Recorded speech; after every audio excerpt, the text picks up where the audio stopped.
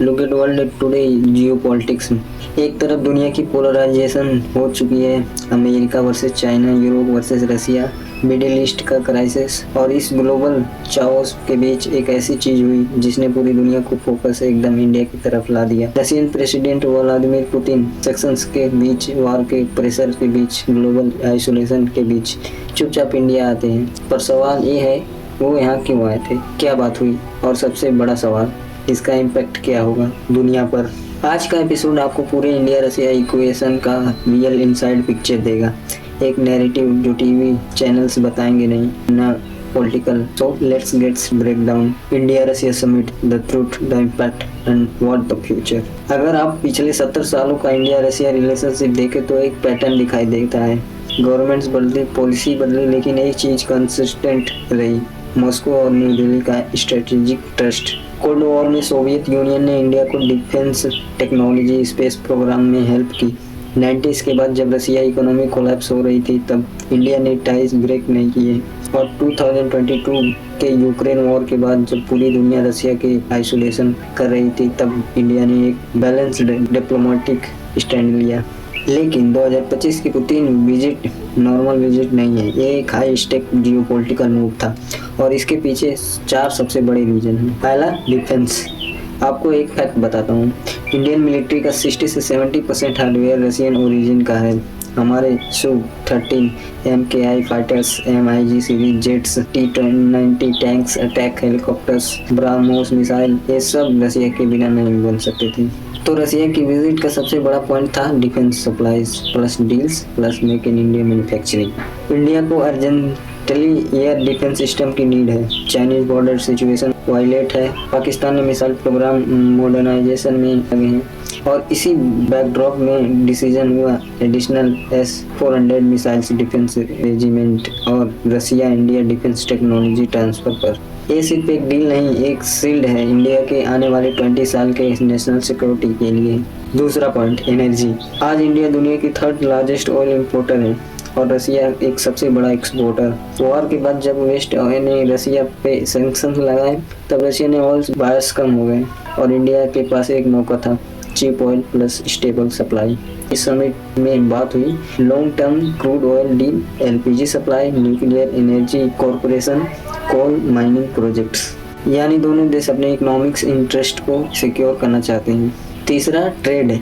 इस समिट का सबसे बड़ा इकोनॉमिक अनाउंसमेंट था India Russia 2030 strategic economic corporation plan. Target trade को 100 बिलियन तक ले जाना। कैसे? Pharma export, Indian machinery Russia में, रशियन रॉ मटेरियल्स इंडिया में, joint manufacturing, transport corridors, agriculture, fertilisers. ये एक ब्लूप्रिंट है, एक नया इकोनॉमिक हाईवे दोनों देशों के बीच। सबसे इंटरेस्टिंग पार्ट जियोपॉलिटिक्स है। ग्लोबल ऑर्डर अब सिर्फ US वर्सेस चाइना नहीं रहा, कंट्रीज अपनी इंडिपेंडेंस फॉरेन पॉलिसी बना रही हैं। इंडिया के लिए रसिया एक बैकअप पार्टनर नहीं बल्कि एक पिलर है स्ट्रेटेजिक ऑटोनॉमी का, और रसिया के लिए इंडिया एक reliable, stable, non western planner partner जिस पर वो ट्रस्ट कर सकता है। इंडिया रसिया समिट का impact, what the change now. अब सवाल ये है कि इस विजिट का रियल वर्ल्ड इम्पैक्ट क्या होगा। अगर S-400 रेजिमेंट और डिफेंस मैन्युफैक्चरिंग डील फाइनलाइज होती है तो इंडिया की air defence system world class बन जाएगी, और मेक इन इंडिया से spare parts maintenance production India में भी होंगे, मतलब लॉन्ग टर्म सेल्फ रिलायंस। पहला, defence impact, India becomes stronger.